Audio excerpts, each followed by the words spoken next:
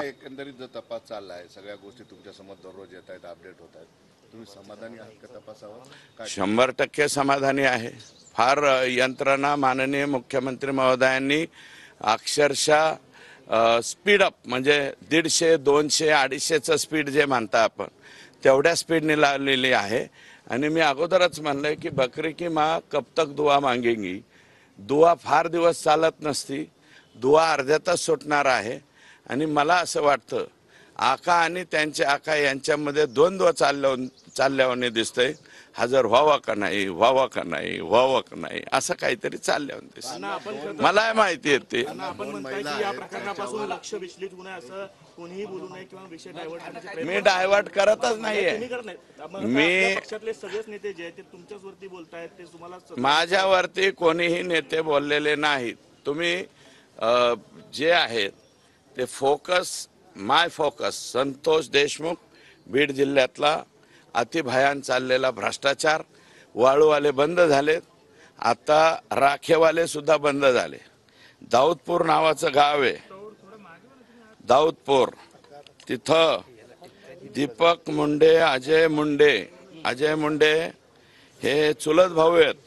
स्वतः कोणाचे चुलत भाऊ आहेत तेवढं तुम्ही तपासून घ्या. सायस मुंडे, गणेश मुंडे, समाधान बिडगर, मुन्ना जयस्वाल, दत्ता कराड हे सगळी मंडळी हे दाऊदपूर आणि त्या परिसरामध्ये हजारो टिप्पर दररोज तिथून उपसा त्या ठिकाणी करतात बरं का, मोठ्या प्रमाणामध्ये. आणि एक नाही दोन नाही बरं का, एक नाही दोन नाही तर तिथं हजारो टिप्पर हे रात्रीच्या अशा पद्धतीनं दिसत असेल तर मी तुम्हाला देतो. हे 150 गुंड घेऊन कोण लोक येतात यांचे लोकेशन तपासा बरं का. हे देणार आहे SP साहेबांना मी. गुंड येणार 150, 4 अधिकारी असते ड्युटीवरती. आणि इथले परळीचे पोलीसवाले आजपर्यंत गुन्हा सुद्धा दाखल करून घेत नव्हते. जेव्हापासून या प्रकरणाच्या विरोधात मी बोलायला लागलो तर पहिला गुन्हा दाखल झालाय. अहो, परळी शहरातल्या शेजारचे जे गाव आहे वडगाव, ढोक, काय जे गावं आहेत, वडगाव नावाचे गाव आहे, त्या गावामध्ये म्हणजे आपण हरळ सुद्धा उगत नाही यांच्या प्रतापामुळं. आणि तुम्ही माझ्याकडे एवढे बूम जे समोर ठेवलेत ना, एकदा 2 गावांना भेट देऊन या.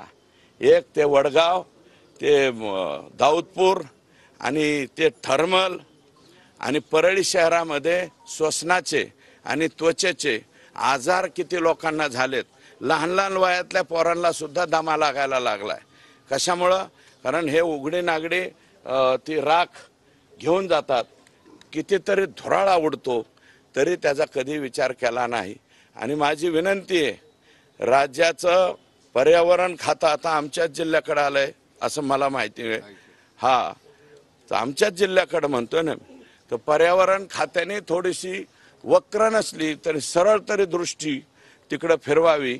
600 पैकी 300 इटभाट्या जर एकट्या शिरसाळ्यात बोगस असतील आणि सरकारच्या जमिनीवर असतील तर त्याला पाबंद केलं पाहिजे. अशा प्रकारचं सुद्धा पत्र कलेक्टरांना दिलंय.